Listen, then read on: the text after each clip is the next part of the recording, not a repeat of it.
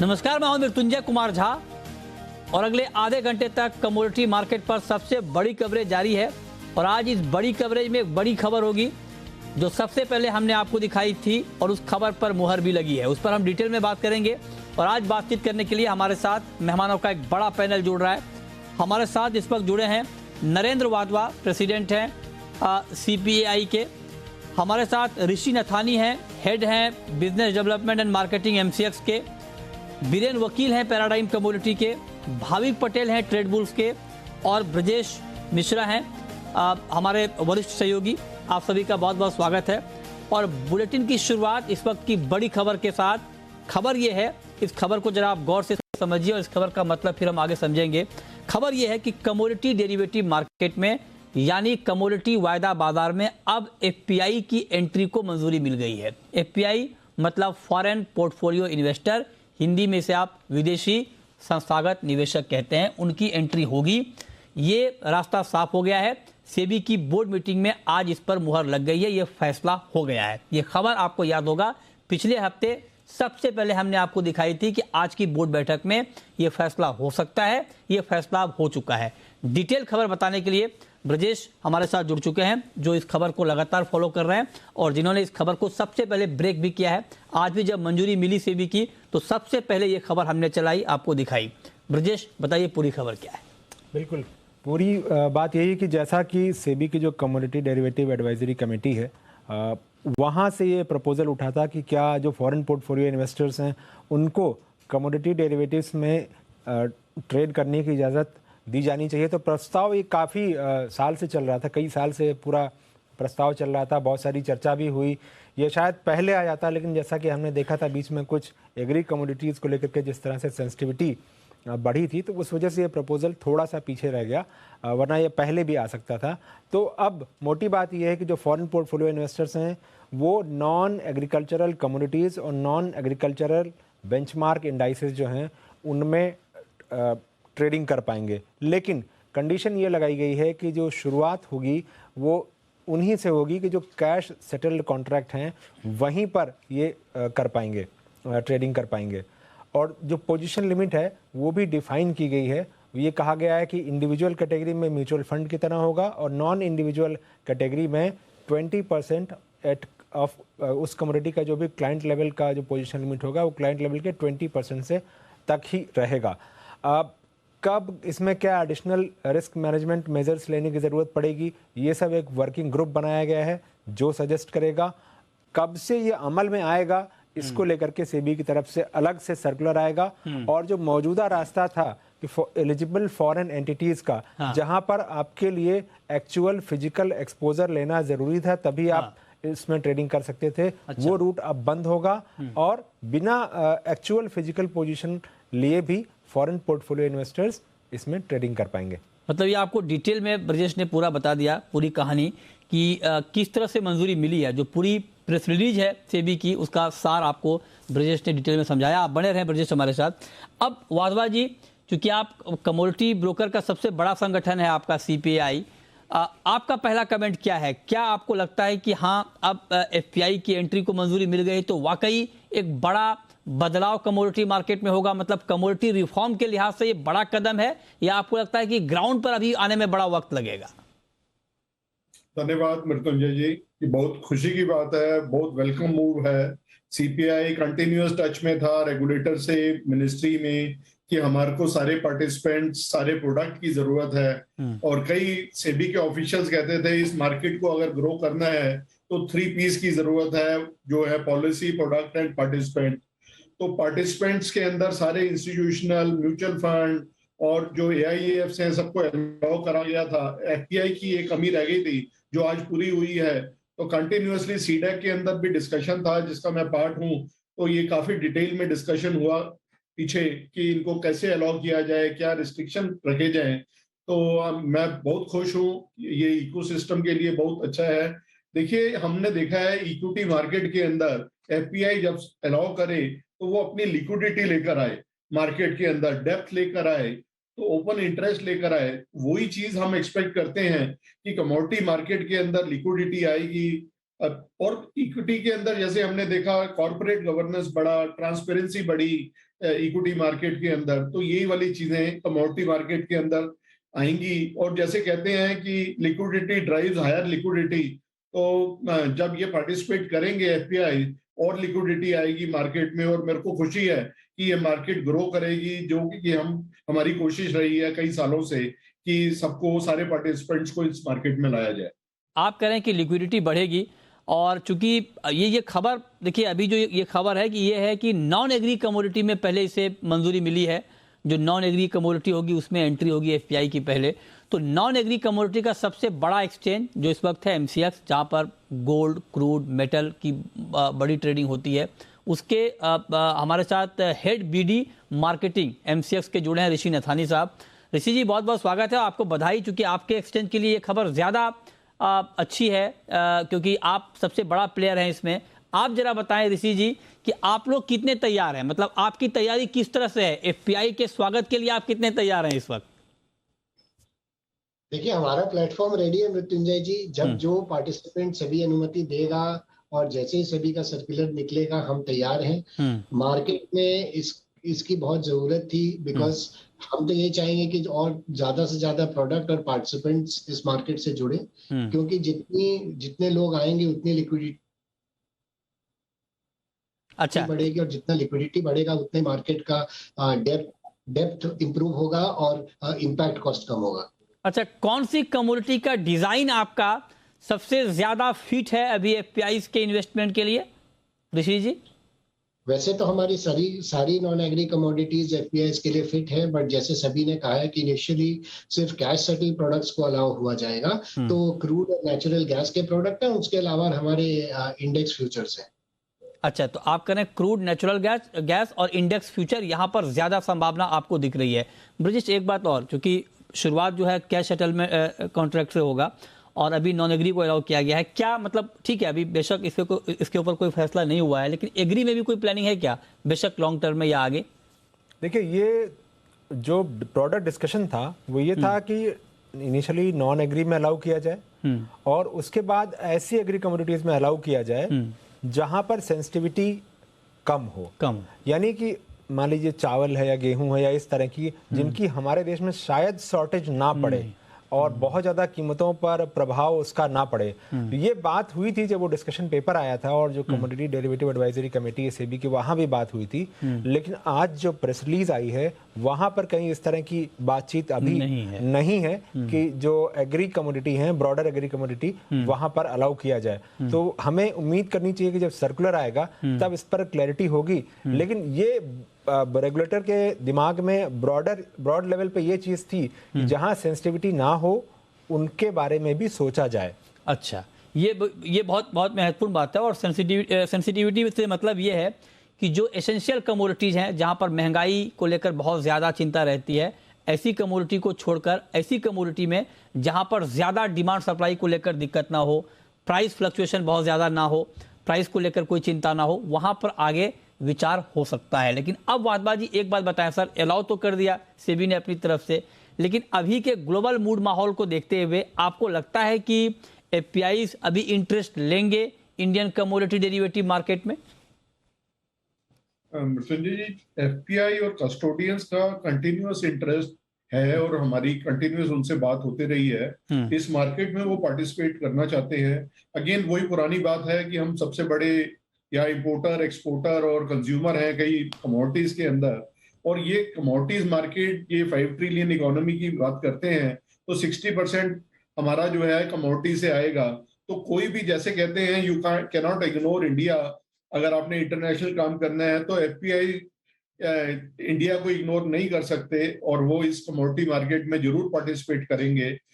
जैसे अभी ऋषि जी ने भी कहा कि हमारे को ये जरूरत थी कि सारी कमोडिटीज के अंदर ये लाया जाए धीरे धीरे करके, उसकी सेंसिटिविटी को देखते हुए, जैसे ब्रजेश जी ने भी कहा। तो सिर्फ जो कैश सेटल्ड है उसके अंदर हमारी थोड़ी सी रिजर्वेशन है कि सिर्फ कैश सेटल्ड कमोडिटीज हैं उसको ना रख के सारी जो हमारी नॉन एग्री थी उसके अंदर लाने की जरूरत है, जिसको हम आगे परसू भी करेंगे। आपने ठीक कही, लेकिन चूंकि जो डिटेल है सेबी का उसमें यह है कि जो नॉन एग्री, जो ऑल नॉन एग्री कमोडिटीज, वहां पर इसे अलाउ किया गया है। शुरुआत बेशक कैश सेटल कमोडिटी से यहां पर होगी, लेकिन आगे जो सारी नॉन एग्री कमोडिटी है उसमें होगी। ये शुरुआत के लिए सिर्फ कहा गया कैश सेटल। लेकिन ऋषि जी एक बार बताइए सर, इंप्लीमेंट होने में कितना वक्त लग सकता है? आप तो बड़ा अनुभवी व्यक्ति हैं, एक्सचेंज में बहुत लंबे समय से हैं, कितना वक्त लगेगा ये पूरा जो कागजी कार्रवाई और बाकी चीजें, मतलब कुल मिलाकर एक्सचेंज पर एफपीआई की ट्रेडिंग कब से शुरू होगी, मैं ये पूछना चाह रहा हूं आपसे। अब देखिए, ये तो जब सभी पूरे डिटेल गाइडलाइंस निकालेगी तभी होगा, लेकिन मैं समझता हूँ हाथी निकल गया, पूंछ बाकी है, तो जल्दी हो जाएगी। पूछ कब तक निकलेगा सर? वो तो सभी बता पाएगा कब सर्कुलर निकलेगा। जैसे ही सर्कुलर निकलेगा हम ऑनबोर्डिंग के लिए तैयार हैं। अच्छा, आप तैयार हैं, ठीक है। अब एक सवाल बीरेन जी, चूंकि आप कमोडिटी मार्केट से बहुत लंबे वक्त से जुड़े हुए हैं, अभी वॉल्यूम को लेकर चिंता है कमोडिटीज में, और नॉन एग्री में तो वॉल्यूम है भी थोड़ा बहुत, लेकिन एग्री में बहुत सिचुएशन खराब है। तो आप जरा बताइए सर कि ऐसे में अगर एफपीआई आता है तो क्या हम प्राइस टेकर की जगह प्राइस मेकर बन सकते हैं क्या एफपीआई की एंट्री के बाद? बीरेन जी, आपका अनुभव क्या कहता है? प्राइस मेकर वाली बात तो मुझे अभी रियलिस्टिक नहीं लग रही है। और ये डिटेल में सर्कुलर पढ़ के बिना नहीं पढ़ा है तो वो भी क्लैरिटी नहीं है। बट एक मेरा जो कंसर्न वो ये है कि लिक्विडिटी का जहां तक सवाल है, तो एफआईआई को सिर्फ बाई साइड ही अलाउ करेंगे या शॉर्ट साइड पे नहीं अलाउ करेंगे? क्योंकि ज्यादातर रवैया ऐसा होता है कि शुरुआत में शायद उनको शॉर्ट सेल से मना किया जाए। तो अगर बाई साइड ओनली पार्टिसिपेशन आता है तो मेरे हिसाब से थोड़ा वो इम्पेयरमेंट होगा। तो वो जब सर्कुलर पढ़ूंगा मैं, और बिटवीन द लाइन पढ़ने की जो मेरी आदत है, उसके बाद ही मैं कुछ कह पाऊंगा। अच्छा, ठीक है। एक सवाल छोटा सा वादवाजी आपसे मेरा होगा इसी मुद्दे पर, कि आपके हिसाब से, मैं मतलब एक सीपीआई के प्रेसिडेंट की हैसियत से आपसे नहीं पूछ रहा हूं, आपसे मैं एक एक्सपर्ट के तौर पर पूछ रहा हूं, क्योंकि आप मार्केट में बहुत क्लोजली जुड़े हुए हैं, लगातार ट्रैक करते हैं। आपको लगता है क्योंकि दुनिया भर के कमोडिटी मार्केट में ट्रेड हो रहे हैं, तो हमारे मार्केट में एफपीआई आए या उनकी भागीदारी बढ़े, उसके लिए हमें 2-3 ऐसी कौन सी बातें अभी करनी चाहिए ताकि उनका पार्टिसिपेशन बढ़ जाए इंडियन मार्केट में? देखिए, पार्टिसिपेशन जो छोटे छोटे जैसे हमने इंस्टीट्यूशंस को अलाउ करा था, तो लेकिन अभी भी कस्टोडियन लॉस जो है, प्रोसीजर है, उसके अंदर थोड़े थोड़े इरिटेंट्स हैं। तो हमारे को सारे इरिटेंट्स दूर करने हैं। और मेरे को खुशी है बताते हुए कि सेबी ने एक्सपर्ट कमेटी ये भी बनाई है जो कि ये इरिटेंट्स को दूर करी जाए, और ये सारा इनका फ्लो जो है बिल्कुल फ्लो इजी ऑनबोर्डिंग हो और इजी ट्रेड हो। इसी के बीच में जैसे ब्रजेश जी ने भी कहा था कि देखिए, एफपीआई जो है बहुत पैसे के साथ मार्केट में पार्टिसिपेट करते हैं, और ये डिस्कशन का पार्ट भी था जब सीडेक कमेटी थी कि ये परचेजिंग पावर के साथ आते हैं, तो जब वो एंट्री या एग्जिट करेंगे तो very purpose of derivative market जो है वो है प्राइस डिस्कवरी। क्या वो प्राइस डिस्कवरी की वजह से इन्होंने ये रिस्ट्रिक्शंस जो, हाँ ठीक बात है जी जी, ये आपने बहुत महत्वपूर्ण बात की। लेकिन ऋषि जी एक बात बताइए, कई बार क्या होता है कि जैसे मान लीजिए घर में कोई मेहमान आया तो बच्चे खुश होते हैं कि चलो मेहमान आया तो कुछ अच्छा घर में खाना बनेगा, मिठाई आएगी। तो आप जरा बताइए कि एफपीआई आने के बाद जो हमारे यहाँ के डोमेस्टिक इन्वेस्टर हैं, रिटेल इन्वेस्टर हैं, उनके कामकाज पर क्या फर्क पड़ेगा, उनके लिए क्या अच्छा होगा एफपीआई आने के बाद? देखिए, ऐसा है कि जब कोई मार्केट प्लेस में और पार्टिसिपेंट्स आते हैं तो सब लोग भाग लेते हैं इस मार्केट में। जैसे लोग भाग लेते हैं तो लिक्विडिटी और डेप्थ बढ़ती है। जब लिक्विडिटी और डेप्थ बढ़ती है तो एंट्री और एग्जिट में सुविधा होती है, लोगों को खरीदने बेचने में सुविधा होती है, और जो इम्पैक्ट कॉस्ट है, बाइंग सेलिंग का जो डिफरेंस है, स्प्रेड है, वो कम होता है। तो लोगों को जो इम्पैक्ट कॉस्ट है वो कम होता है। तो कोई भी निवेशक हो, कोई हेजर हो, सबके लिए जैसे जैसे पार्टिसिपेंट बढ़ेंगे वैसे वैसे इम्पैक्ट कॉस्ट कम होगा, जैसे जैसे लिक्विडिटी बढ़ता है। तो ये मार्केट में कॉस्ट ऑफ ट्रेडिंग रिड्यूस होता है और एंट्री एग्जिट में आसानी होती है। एक सवाल मेरे मन में ये आ रहा है कि एफपीआई के आने के लिए क्या कुछ आप लोगों को कॉन्ट्रैक्ट में या उसके डिजाइन में या उसके नियम कानून में कुछ बदलाव करने पड़ेंगे? ऐसा कुछ नहीं है। जैसे जैसे पार्टिसिपेंट्स आएंगे, म्यूचुअल फंड आए और ईएफईज जब आए थे, या म्यूचुअल फंड आए या एआईएफ्स आए, पीएमएस आए, तो हमने कोई कॉन्ट्रैक्ट में चेंज नहीं किया। जैसे कॉन्ट्रैक्ट है उसी में उन्होंने पार्टिसिपेट किया और कर भी रहे। एक सवाल सर और, चूंकि म्यूचुअल फंड है या पीएमएस है, उनको अलाउ तो किया गया, लेकिन उतना अच्छा रिस्पांस अब तक दिखा नहीं है। तो इसको लेकर कोई शक, कोई दुविधा आप लोगों के मन में एफपीआई को देखते हुए, कि अभी शायद शुरुआत में कोई अच्छा रिस्पॉन्स ना मिले, उसमें वक्त लगे? ऋषि जी देखिए, जो म्यूचुअल फंड्स में और बाकी सब में जो दुविधा है वो कस्टोडियल फिजिकल हैंडलिंग के कारण से है। तो जहां तक कैश सेटल में अलाउ किया है तो उसमें तो कोई तकलीफ आनी नहीं चाहिए। और जैसा वाधवा जी ने कहा कि जो वर्किंग ग्रुप है वो वर्क कर रही है उस पे कि कस्टोडियन वाले इशू भी रिजॉल्व हो जाए, तो मेरे हिसाब से फिर इसमें और भी बाधाएं जो हैं थोड़ी बहुत वो भी हट जाएंगी। तो ओवरऑल सारे इंस्टीट्यूशनल पार्टिसिपेशन में फायदा होगा। ये बहुत शुक्रिया ऋषि जी आपका, वाधवा जी आपका, ब्रजेश जी आपका, हमारे साथ इस खास चर्चा में जुड़ने के लिए और डिटेल में इस खबर को समझाने के लिए, बताने के लिए कि इसका क्या मतलब है और इस खबर का कितना इम्पैक्ट ग्राउंड के ऊपर कमोडिटी डेरिवेटिव ट्रेडिंग में दिखेगा। बहुत शुक्रिया आप सबका। चलिए आगे बढ़ते हैं और अब आपको बताते हैं कि आज के बाजार में आपको करना क्या है। हमारे साथ बीरेन जी बने हुए हैं और भाविक जी बने हुए हैं। बीरेन जी, पहला सवाल आपसे गोल्ड पर सर, चूंकि रुपया बहुत कमजोर हुआ, आज भी ऑल टाइम लो को टच किया रुपया, लेकिन रुपया जिस तेजी से गिरा है उतनी तेजी से गोल्ड एमसीएक्स पर इसलिए नहीं बढ़ा क्योंकि अंतर्राष्ट्रीय बाजार में कीमतें दबाव में हैं। अब शाम के कारोबार में थोड़ी बहुत चमक बढ़ रही है, 250 रुपये तेज है गोल्ड। क्या करना चाहिए गोल्ड में? आपने सही ऑब्जर्वेशन किया है। इंटरनेशनल गोल्ड में 1840-50 के आसपास ऊपर मार्केट चल नहीं पा रहा है क्योंकि डॉलर इंडेक्स लगातार धीरे धीरे तेज हो रहा है। तो शाम के सत्र में यहाँ ऐसा मैं समझता हूँ कि 51,150 के आसपास हम गोल्ड अगस्त कॉन्ट्रैक्ट में शॉर्ट जा सकते हैं। 51,380 का हम स्टॉप लॉस रखेंगे और टारगेट हम 50,780 के आसपास रखेंगे। अगर कैरी फॉरवर्ड करते हैं तो कल के लिए हम 50,550 आसपास का टारगेट रख सकते हैं। चांदी पर आपका क्या व्यू है भाविक जी? सिल्वर का मार्केट अभी आपको ट्रेड के लिए तैयार दिख रहा है, ट्रेडिंग करनी चाहिए चांदी में? जी जरूर मृत्युंजय जी। आई थिंक गोल्ड में आज थोड़ी ज्यादा वॉलेटिलिटी है, उसके कंपेयर में चांदी अगर देखें तो थोड़ा स्टेबल है। तो चांदी में आई थिंक जो सितंबर कॉन्ट्रैक्ट है वो अराउंड 60,050 के करीब आता है, तो मैं लॉन्ग की रिकमेंडेशन करूंगा 60,500 के टारगेट के लिए और स्टॉप लॉस रहेगा 59,600। और दैट बीइंग सेड अच्छी बचे यूएस का जीडीपी डेटा भी आने वाला है तो तब थोड़ी वॉलेटिलिटी हो सकती है। तो मैं प्रेफर करूंगा कि एक बार 6 बजे का डेटा आए और थोड़ा नॉइस फिनिश हो जाए, वॉलेटिलिटी कम हो जाए, उसके बाद चांदी में थोड़ी डिप आती है तो बाय कर सकते हैं। ठीक है, ओके, तो ये राय आपकी हो गई चांदी पर। आइए अब हम शुरू करते हैं सवाल और जवाब। जगदीश हमारे साथ जुड़े हैं, पूछिए जगदीश जी। मृत्युंजय नमस्कार। नमस्कार, पूछिए। मृत्युंजय की 8,900 का कॉल लिया हुआ है मैंने 350 रुपए से, 350 पे स्टॉप लॉस ट्रेल करके आगे बढ़ रहा हूँ, 500 रुपया होगा। और दूसरा सवाल ये सर के क्रूड 9,000 क्रॉस कर जाएगा या बताइए भाविक जी। 900 के बीच में ही घूमेगा? जी मुझे अभी भी लग रहा है कि क्रूड में और अपसाइड देखने को मिल सकती है। आई थिंक ब्रेंट अराउंड मुझे वापस लग रहा है कि $122 तक आ सकता है, क्योंकि अगर फंडामेंटल देखें तो वापस फंडामेंटल स्ट्रांग हो गए, ओपेक के पास स्पेयर कैपेसिटी नहीं है। तो फिलहाल तो मुझे लग रहा है कि 9,050 9,080 तक भी जा सकता है। तो आपका कॉल एसएल से ट्रेल करके आप होल्ड कर सकते हैं। आई थिंक 480 490 के करीब आता है तो एक बार बुक कर लीजिए। नेक्स्ट कॉलर हमारे साथ प्रवीण जुड़े हैं हिसार से, पूछिए प्रवीण जी। नमस्कार, पूछिए। सर 2 रोज सिल्वर के सितंबर के 60,200 में सेल किए। 60,200 में आपने सेल किया है, शॉर्ट किया है? ओके, बताइए बीरेन जी क्या करना चाहिए सर इनको? चांदी में शॉर्ट किया है इन्होंने। फिलहाल होल्ड कर सकते हैं। मैं 2 दिन की रेंज जो देता हूं तो 5,700 टू 6,700, 1,000 रुपए की रेंज रहेगी। रेंज बाउंड मार्केट है, सीमित दायरा का मार्केट है। ओके, तो रेंज बाउंड मार्केट आप कह रहे हैं कि है। नेक्स्ट कॉलर राजेश हैं, पूछिए राजेश जी। जी good evening sir. Good evening, पूछिए।